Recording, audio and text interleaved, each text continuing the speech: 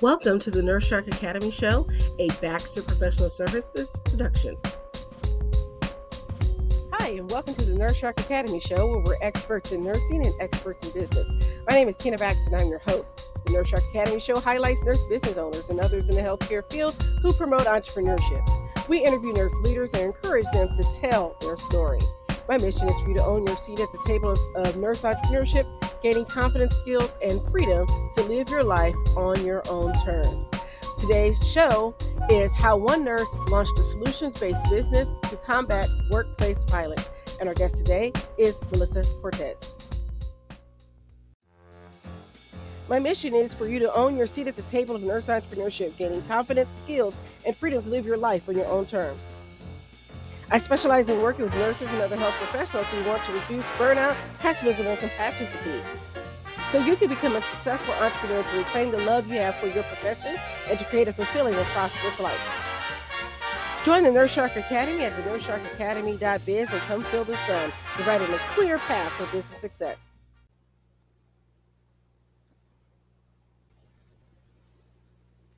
And welcome to the Nurse Shark Academy Show. I'm Tina Baxter, your host. The Nurse Shark Academy Show highlights nurse business owners and others in the healthcare field who promote entrepreneurship.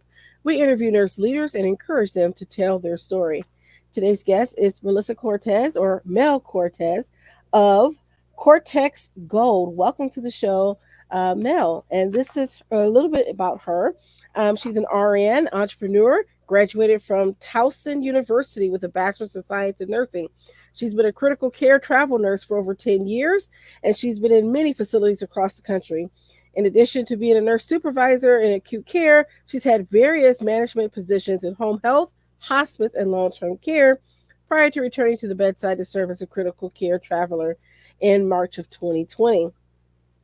Mel also has launched her Cortex Brand, a solution-based business that she'll be happy to tell us more about.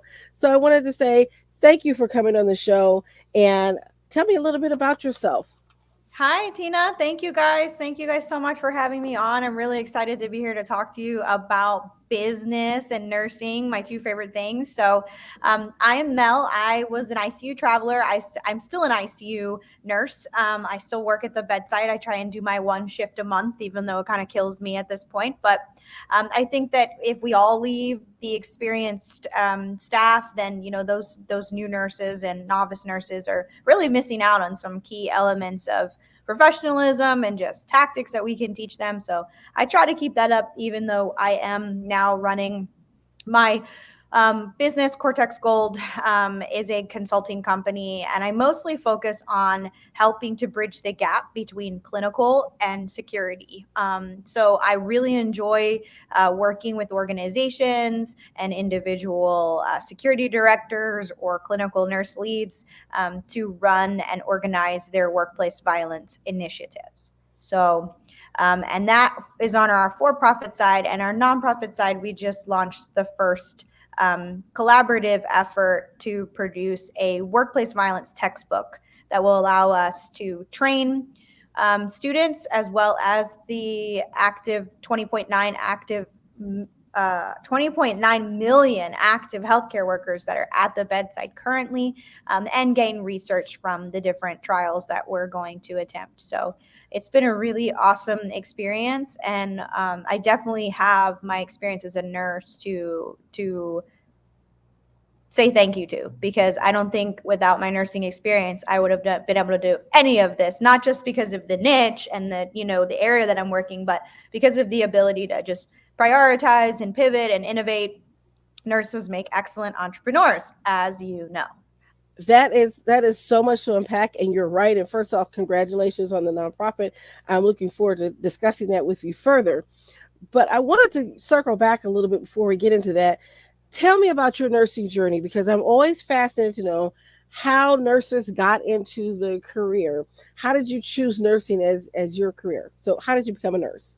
So I never wanted to be a nurse. I actually never even really knew a nurse growing up. So but when I was looking at colleges, my dad was like, hey, if you want help with school, you're going to pick one of these top 10 up and coming careers in Forbes magazine, and nursing was one of them. Healthcare was one of them. So I had kind of toyed with the idea of being a physician's assistant, and then went to nursing school at Towson University. Little did I know it was like the hardest degree possible, Bachelor of Science in nursing. And I'm terrible at math, terrible at studying. Wasn't the best student. I'm sure that if my nursing professor saw me now, they would be like, no freaking way, like not that one. But I really fell in love with critical care.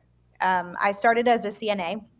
So I worked as a CNA all through nursing school, and I attribute that to a lot of my assessment skills and like my ability to just connect with the patient. And so after that, I worked in the ICU doing that and floated through a community hospital. And then when I became a nurse, I started off on cardiac step down. Like at that time, we had like 5 to 6 patients. Some of them had sheaths.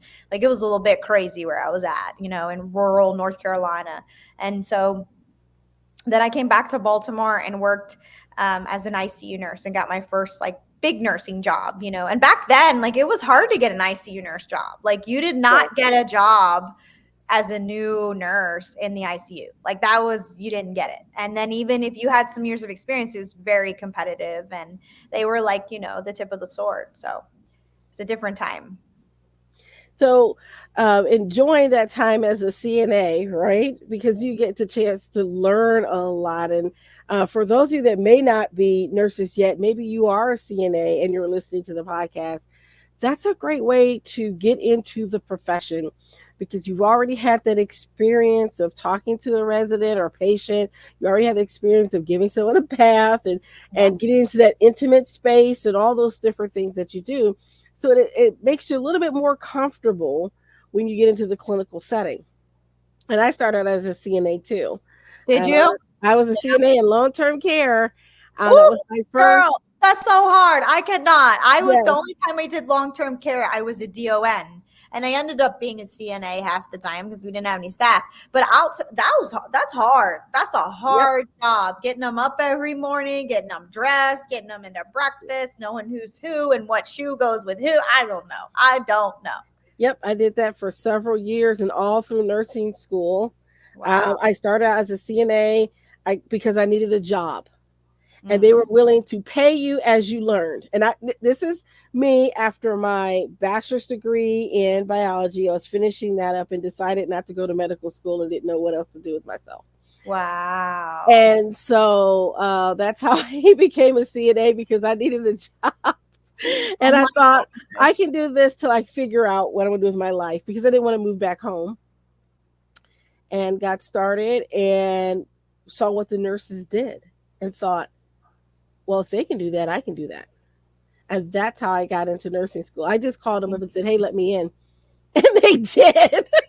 That never happens, okay? I don't tell anyone to do that. I did not get into nursing school the first time. I applied and I did not get in. And that's because I spent too much time socializing in college. So I ended up having to reapply, and I reapplied at a satellite campus that was just opening up. So they needed people. So I did get in there. It was still pretty competitive, but I did get in there, and I moved far away and lived in the boonies for 2 years, just me and my little dog, and did my schooling. So. Yeah, my experience was completely not that. I was a transfer student. I was finishing my BA in biology. I called them up 2 weeks before the semester started and said, I want to transfer. Let me in. Wow. And they said, well, you have to get accepted into the university first. I was like, done. Here's my transcripts, blah, blah, blah. I get in, they're like, now you have to get accepted to the School of Nursing. And they were like, we love to have you because you have a biology degree and background, et cetera, et cetera. And that's how I got in 2 weeks before the semester started. I just called them and said, let me in. Same thing with grad school. Wow. I happened to know the dean of the school at the time. I had sat on, this is where it's important for students. This is where you should have those experiences and take advantage of them. I was on the Student Nurses Association board, and I was the student rep to sit on the state Nurses Association board. Oh, that's great. That's such good So, experience. And yes. oh, that's awesome. I had no idea. That's cool. I was like one of the vice presidents of my nursing class or whatever, but that's like, Yeah. 10 people is not a big deal. But I think that type of experience is absolutely wonderful. I think nurses need to do more of that earlier. And I Yes. think more nurses need to start businesses so that we can understand the business of healthcare, because you can't fix something unless you know how it works. So if you Mhm. only know what's like kind of at the end result, you don't know how it all begins. You don't know how it's structured. And I think that's why those folks that are advancing their education and doing things like that are really important. Me, I'm just not a student. I was like, either I have to go back to school and get a master's degree and like pull my hair out, or I could just do my own thing. I'll make Well, up my own thing. but each of those experiences are so valid. You mentioned being in management, and having that experience of being supervision and management taught you how to manage other people. But in my experience, and I'm pretty sure yours is similar, it also showed you how things work at a policy level in the hospital, and why some of the decisions are made that are made, that a lot of nurses that are just at the bedside may not understand. Yeah, and I think one of the things, so middle management, I say, is the Mhm. hardest, the absolute hardest job that Yes. exists in healthcare, nurse managing, because you are stuck in this box and you can't do anything this way and you can't do anything this way. So you have no revenue power. You're like a CEO of a mini thing with no funding and no power. And it is Hmm. the most frustrating experience. But those who do it well are very creative and very innovative. And that's one of the things that I think helped me build the business that I have today, is that I enjoyed that. I really enjoyed it, like in this sick way, you know. I enjoyed trying to figure out how to get them to say yes and them to say no. Like I was like, how Yes. do I get everybody to work together, you know? And one of the ways to do that is really to find some common ground. And I think that when I went to approach security and healthcare security, I saw that there was a lot of common ground missing. And it wasn't for the fault of either side. It was just a lack of concentration in that area. And I think that's what I bring to the industry, is that's all that I focus on, right? I don't focus on threat assessments. I don't focus on, things over here. I just focus on how can I bridge these two things together to help support these healthcare systems. Well, that's an important aspect, and that gives us a great segue to talking a little bit more about your business, because as we've seen, if you've watched the news, there's been nurses assaulted on their units. You've had a doctor get shot, and all these different things that are happening. That's around the country. And the sad thing is, it's not just in the U.S., but we're seeing It's healthcare very violence global. rise, yes, around the world. So, Mm-hmm. can you talk to a little bit about that and how your program helps? Yeah, so that's what I was seeing, and I was trying to decide, is it really the violence increasing or the media coverage? And since I'm still at the bedside, I can 100% speak for the fact that there are several things that are causing the increase in violence. There are no longer nurse experts left. So there are professional patients at this point because of the opioid epidemic and all the other things that are happening. These patients now are frequent, they're sick, they know the rigmarole. When Yep. they have a new nurse that doesn't, they can tell. And Hmm. so they have a lack of trust, they have a lack of um, belief in the system, and then the system's issues on top of it, right? So one of the things that we do is help support nurses all over the globe. I have someone on the team that's from Pakistan, someone from Singapore, someone from Australia, the UK, South Africa, everywhere you can imagine, right? Canada. So those folks bring their tailored issues that are not similar to America. And we kind of use the things that they're doing in the UK as a pivot point. It's not something that we want to replicate because American market, American structure is much different, but it is something that can help support us because they do have a lot of innovations and they have stricter standards, especially when it comes to behavioral health. because they have a behavioral health track. When you become a nurse, you can specialize. You have to specialize at the beginning of nursing school what type of nurse you want to be. So you don't just do your general nursing and then become something when you're out there. So what we offer is a program that allows them to understand how to reconnect with a patient. A lot of the nurses that are training were nurses in the pandemic when there was no compassion because everyone was dying anyway and you were too busy. So they didn't learn the skill set that older nurses have. And then they didn't learn a high degree of professionalism. So there is a way to establish yourself as an expert rapidly with someone, and that is by being knowledgeable about what you're doing. So I tell people all the time, before you go into the room, the most important thing you can do is, remember who you are, right? You start Yes. with who you are. Yes. And part of that is understanding how your emotions are and where you're at, where your head's at, really kind of come back into your body. We use the breath as an anchor. So you take a deep breath when you're about to knock on the door. And we kind of recenter and focus ourselves, right? From a neuroscience perspective, we go into that portion and that emotional regulation. Because once we go into the room and we do have someone that's exhibiting some challenging behaviors, we have to be emotionally stoic. We have to be able to connect, but not to react, right? And a lot of these companies that I was seeing were teaching like, oh, set limits and disconnect from the patient and like just don't engage, don't take it personally. Well, when someone says a racial slur to me, I take that pretty personally. And as a human, that's okay. And I should be allowed to have that feeling in that moment of being like, okay, ow. And then how do I process and move through those things? And what's the next step to do that rapidly so I don't end up becoming a victim, right? And so that perspective, when you provide that type of training and that intimate of experiences and simulations, you are really connecting with the staff and you're creating a culture shift. A lot of these other training programs out there are giving great de-escalation tips or great, things, but they don't connect to a healthcare worker because they don't understand the climate. Yes. And we are the most resistant to change. And in order for us to shift and to change, we have to have things that are relatable and things that we can connect our brains to, because our brains are already full. So that's why we modeled it off of CPR and ACLS. So what's the model that they know? How can we approach it from a way that they aren't feeling defensive? And then how can we heal them a little bit and then give them the tools and the tips, which it is. Instead of saying, watch your tone, it's not about what you say, it's how you say it. It's more like, hey, I understand that you feel that way and it's valid and this is terrible that we even have to have this conversation right now.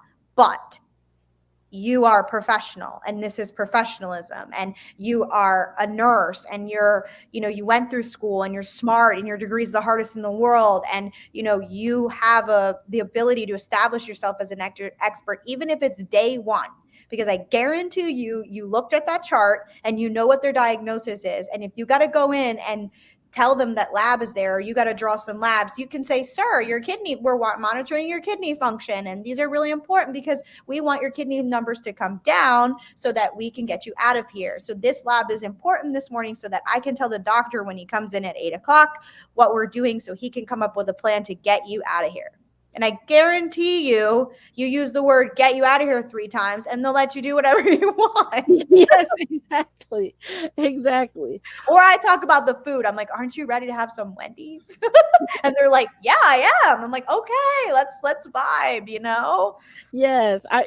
It's being present, right? Yes. Being present with them. And sometimes they say something that's not quite what you want to hear. My background is psychiatry, and so I've heard some things over the years. I bet. And I'm like, okay, so what makes you upset in this situation is, and I'm like, help me to understand what you're trying to communicate. And we script it. How can I help you? Mm-hmm. How can I help you is that's the baseline. You walk in the room, how can I help you? And Yes. if they can't give you a logical answer, that's your first sign that this patient is probably not negotiable. And I'm talking about in the inpatient areas, in the non-psych areas where the patient is sick, where you've got a heavy patient load outside on the other side, in the ER. This is the type of skill set. We are not a long-term de-escalation over 4 weeks program. Like that This isn't to get you safely out the room. Let's not figure out why Buddy Boy wants to pull his eyeballs out with a spoon or whatever. And then, how do we get him to the point where he's safe?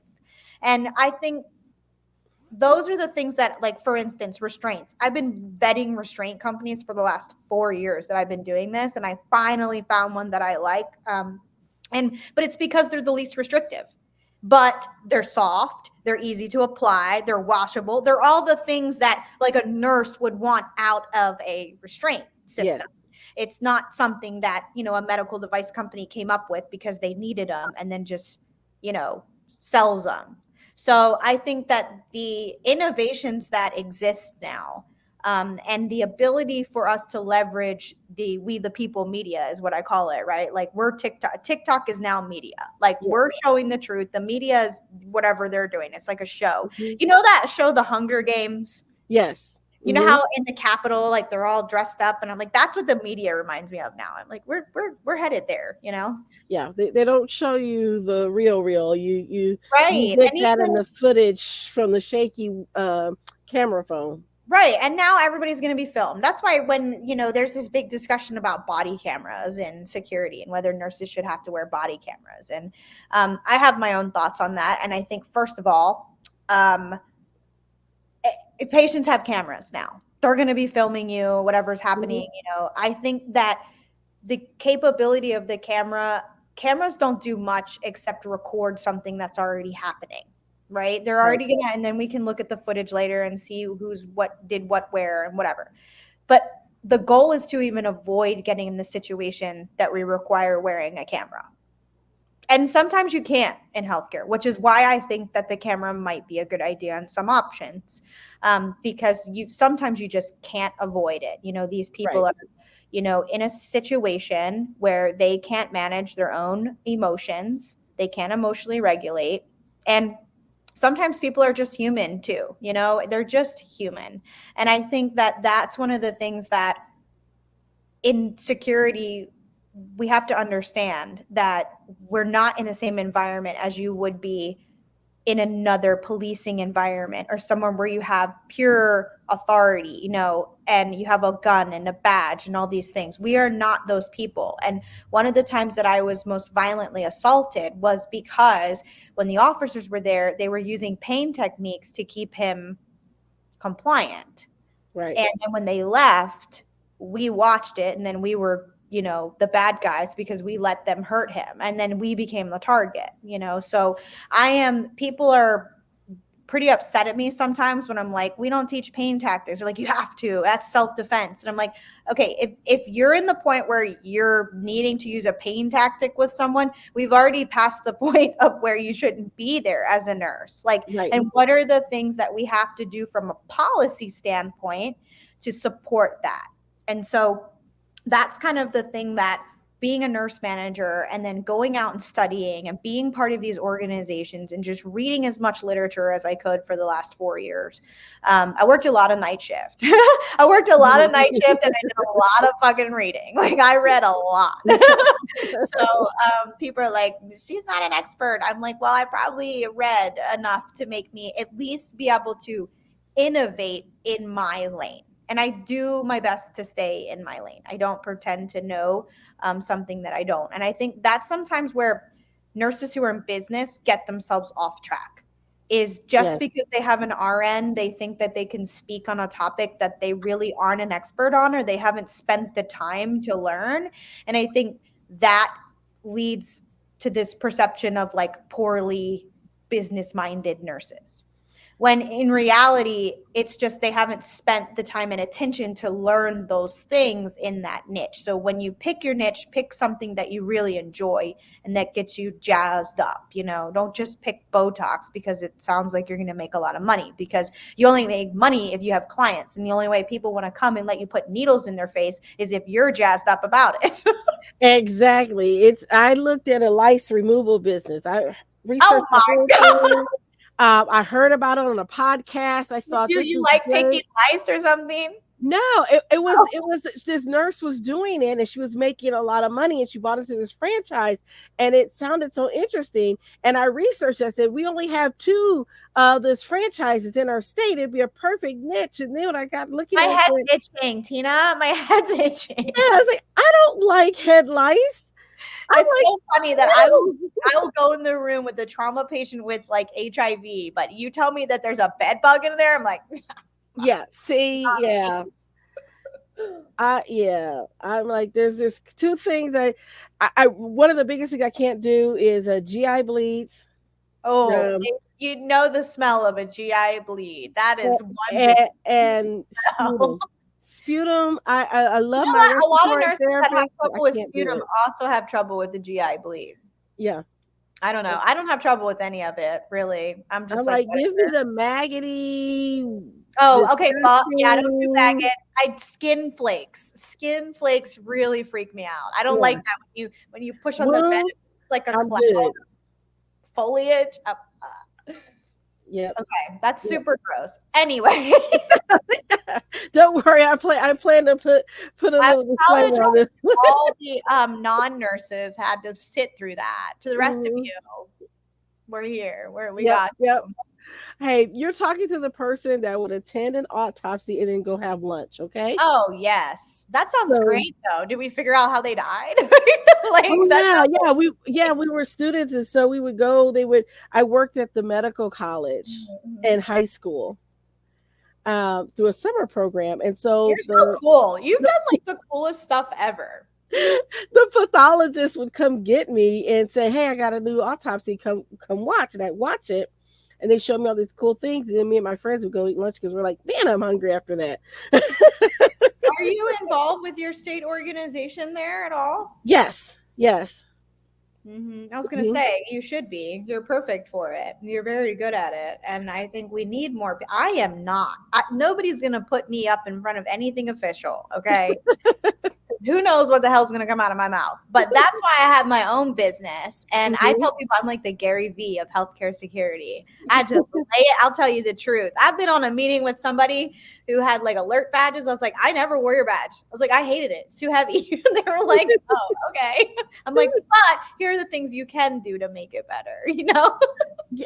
I was thinking about that. I wish just, we could have a badge where they would track where you are in this hospital at all times Mm-hmm. and it would log how many times you go in and out of a They patient's room do. They do have that. and spit out a log because I think that would help us. Like And if people someone, hated it because you like go to the bathroom or the break room. They'd be like, why are you spending 15 minutes in the break room 4 times a day? I'm yeah, serious. That's yeah, what happened with it. And it was like, okay, this was supposed to be a tracker, a location device that turned off call lights. But then because of toxic leadership, it yes, became something that no one wanted to wear or use. And yep, so that's why we don't have these badges. And now, so like there's a company called Quema, and it's made by this young entrepreneur that I just love. He's amazing. And he's from, oh, he's gonna kill me that I don't know this. I think he's from South Africa or Africa. mm-hmm, And he has this badge. It looks like a badge reel, mm-hmm, and you just push and hold it. You can push it, and it'll send an alert via phone and all kinds of stuff to the people that need help and your phone. It's cool. So for lone workers, inpatient, and it's like a couple bucks per badge, and the battery never dies. I'm like, this is amazing. Like, you guys are so cool, you know? yeah, we need something like that. Because I hear the stories about the nurses that get cornered somewhere, they're in the stairwell, nobody knows where they are, they're there for hours. Yep. Years ago, we had a physician have an asthma attack and die in her car Oh my in the God. parking lot. It wasn't found for like 3 days. Yeah, that sounds about right. Yeah. I think the thing is that people don't use the alert badges that exist, and it's because they don't have training. They just hand them Hmm. to you, and then they're like, yeah. So like these, for instance, our training is when you say, how can I help you, you put your hands, one hand up, one hand here. So if you feel threatened, you look like you're playing with your badge, and you can even Hmm. do this like you're going to show them who you are. How can I help you? I'm Mel. And then as you're putting it back, you're pushing your button. Mm-hmm. Because now someone's on the way, because your spidey senses, intuition is always right. If you talk to like some of the best yacht raw threat assessor people that I have on the team, like one of them is Mr. Michael Hovelman. He founded SpaceX security program. He's a Blackwater operator, former CIA. I mean, these people are amazing, right? I can't even tell them a fib, right? I'm like, oh, I was running late. They're like, yeah, right. You just didn't do what you're supposed to do on time. I'm like, how'd you know that? They're like, personality profiling, you know? So I meet with them, we talk about all this stuff, I run things by them, what would you do in this scenario, yada yada, and then they innovate and they develop things that they would have done from a protection standpoint instead of a policing standpoint. So protection is more of like preventing something from happening and keeping an asset safe. Policing is like going out and preventing crime, or keeping things from happening to other people. So when we look at, for instance, canine, people are always like, oh my gosh, you can't have pointy-eared canines in healthcare. And I'm like, but they're not police dogs. They're not the type of dog where you let off the leash and they hear the sirens and they're going to go eat something, right? Mm-hmm. They're the type of dog that could sit next to you, and if somebody started escalating or somebody started getting really combative, the dog will bark. Just bark. Doesn't move. Just bark. Hey, we're here. We're watching you. You're okay. And that's enough sometimes to just people, oh, okay, never mind. Like that's not, I'm not doing that today. Right. Exactly. And I always say, like, the dog is the nurse's voice, and a voice that's a little bit louder, a little bit different tone, but they're a voice for us when the patient doesn't listen because they don't see us as an authority figure. Right. Yes. Yeah. It's so interesting having worked inpatient, and you can kind of tell when somebody's escalated, except in this one case where I got socked in the eye by a Huntington's patient out of the blue. And then I was handing him a cookie. He socked me in the eye, took his cookie and sat down. Right. Right. I'm like, what happened? So happy. That is happened before. And they're just like, bam. And you're like, oh my God. And then they're like, thank you. And then and you're like, wait a minute. Yeah. I'm like, you can't even be upset at them at that point. And that's kind of where the training really comes in. Like, is there a pattern of this? Are we passing it off in report? Mm-hmm. Where are your hands at all times? What are their fists doing? What are their neck and their eyes and their jaw doing? Those type of things are things that EP guys, executive protection professionals, are watching for people all the time.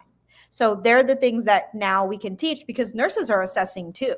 So it's just a matter of adding a little bit more data into their assessment. And then they'll be very successful. But I think nurses have a really vast skill set, and that, to pivot a little bit towards entrepreneurship. But when you're looking at building a business, a lot of people, I would say too, like, if you haven't failed a business once, like, you're not really doing it. Like, your business you should start something, it should fail, you should start another thing, and you pivot. And I feel like that's a really great way to learn, unless you have unlimited funding to like put towards everything that you need and hire yourself somebody to help you. But most of us don't have that. Most of us in healthcare are really just innovators. Like, they want to create a solution. Dr. Slishman, he's a ER physician that created a splinting system to pull traction. And then he was sitting in his garage one day thinking about the shootings, and he has an 8-year-old or a young kid.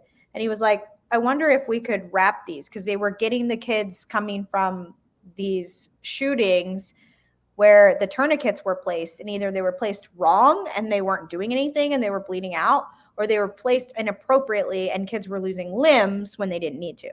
So created this pressure wrap, because you could hold direct pressure, and if you keep pulling it tighter and tighter and tighter, it'll cause arterial occlusion. Mm-hmm. A tourniquet if you need to.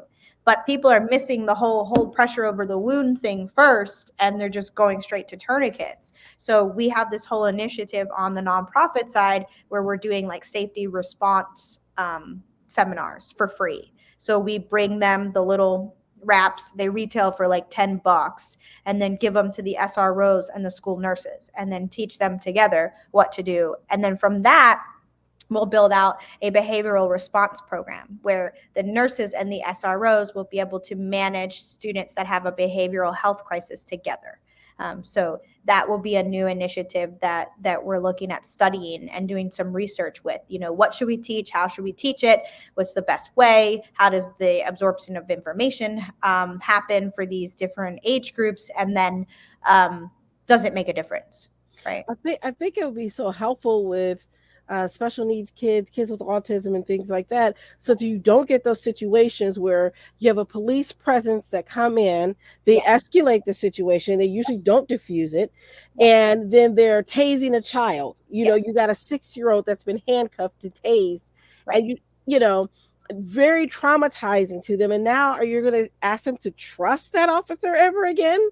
Yeah. And that we see a lot on the inpatient side when these behavioral health patients are now being admitted for crisis in the hospital. They don't trust any of the security officers, and they don't trust because they look like a cop.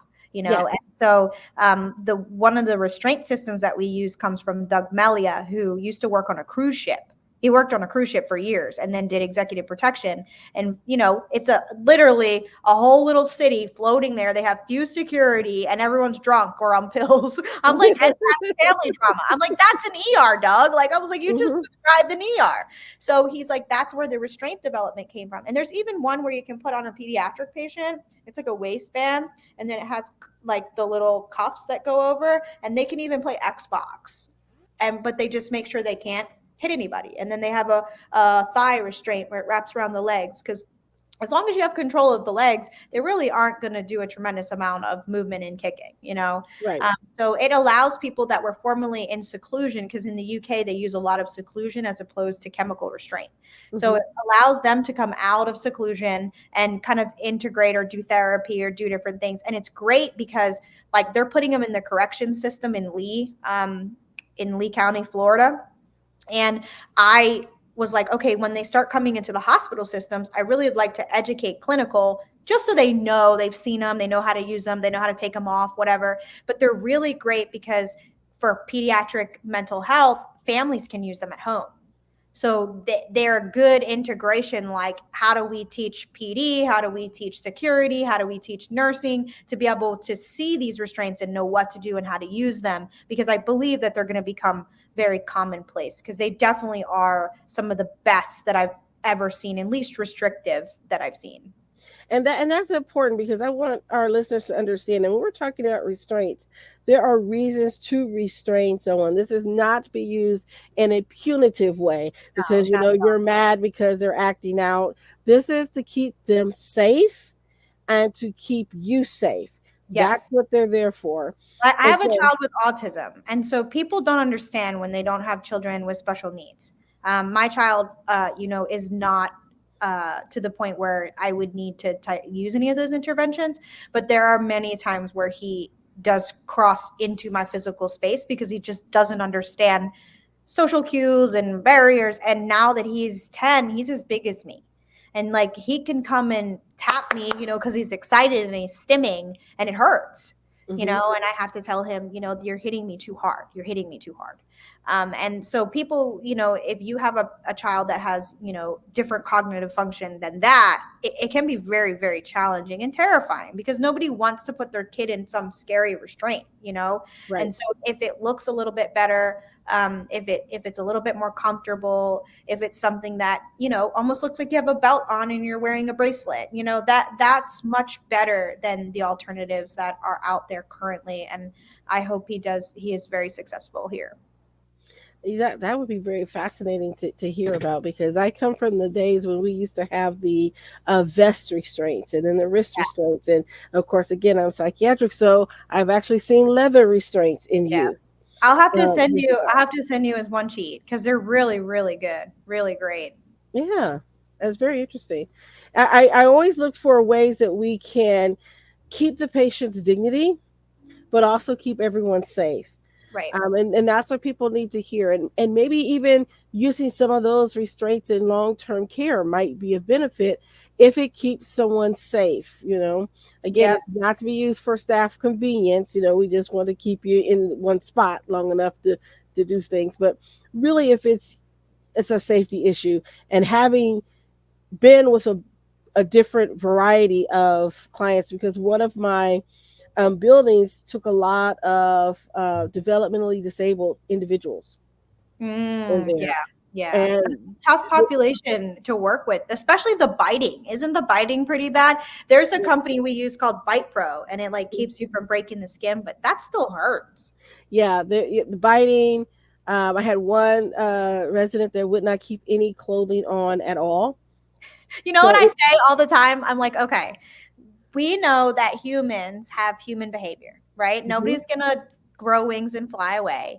Nobody's gonna disappear.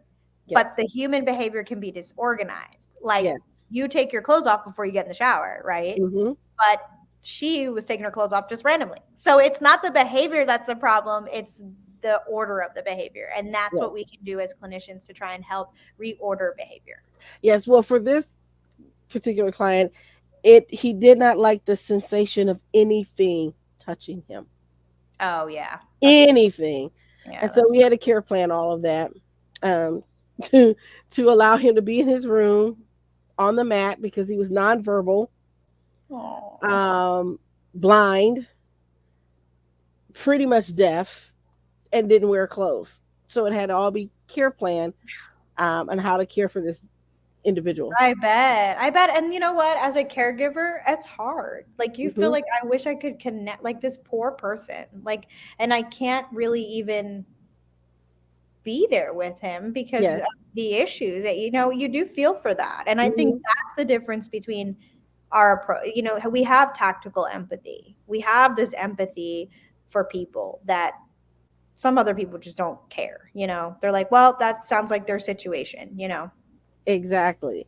So tell me about that whole transition, though, of coming from bedside nurse to entrepreneur. What made you take that leap?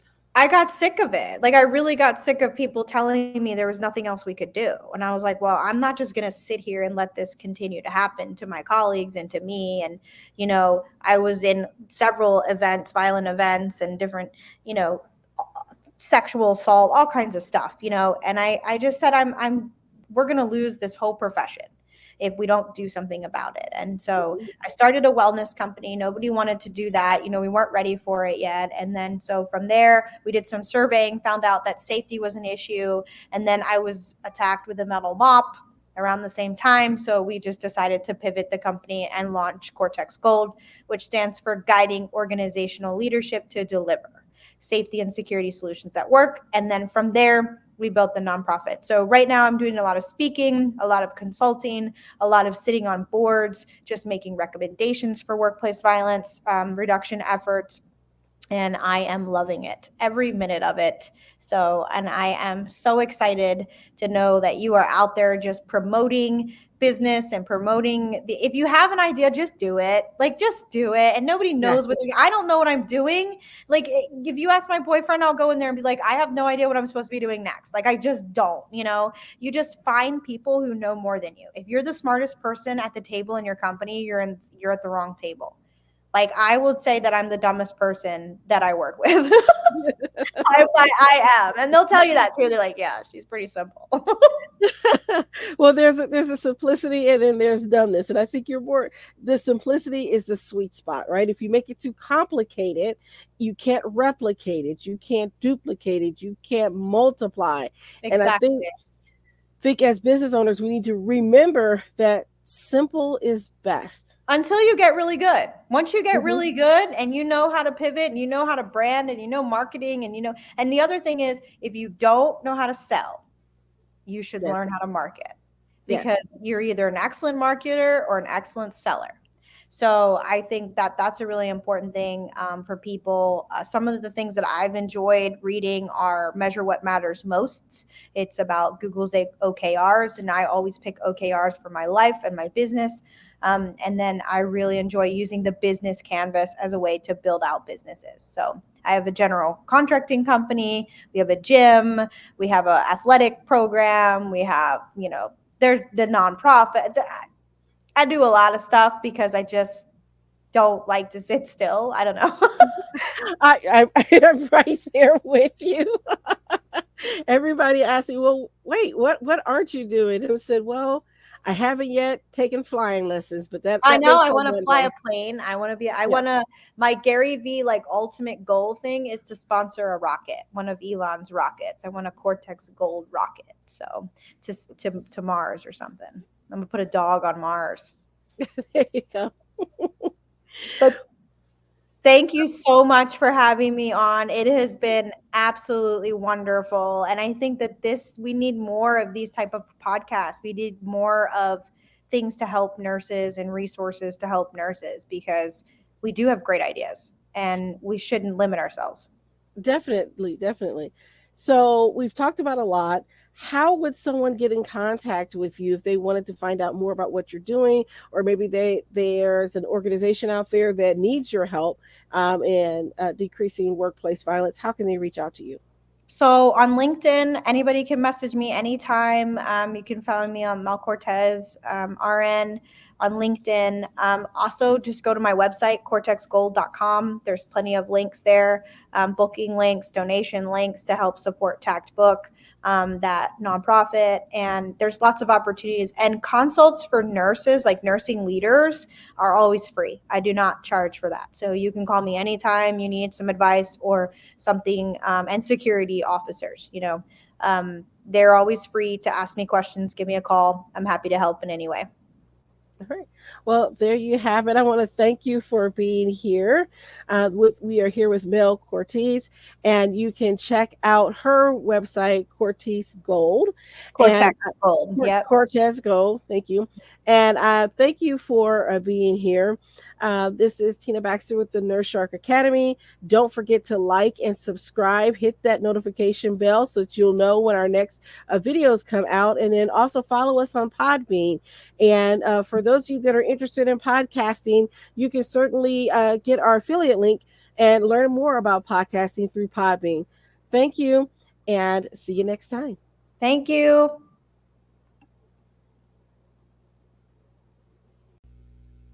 Nurses, are you burnt out, frustrated, looking for something new? Are you looking for more? Nurses, are you ready to feel the sun? You will dream big and expand your consciousness as an entrepreneur. Your nursing license is your key to freedom. Join the Nurse Shark Academy at thenurseSharkAcademy.biz today. Thank you for listening to the Nurse Shark Academy show wherever you get your podcasts or watching us on YouTube. Don't forget to like and subscribe, and don't forget to hit the notification bell so that you'll know when all of our episodes come out. If you want further information, you can contact us on the NurseSharkAcademy.biz.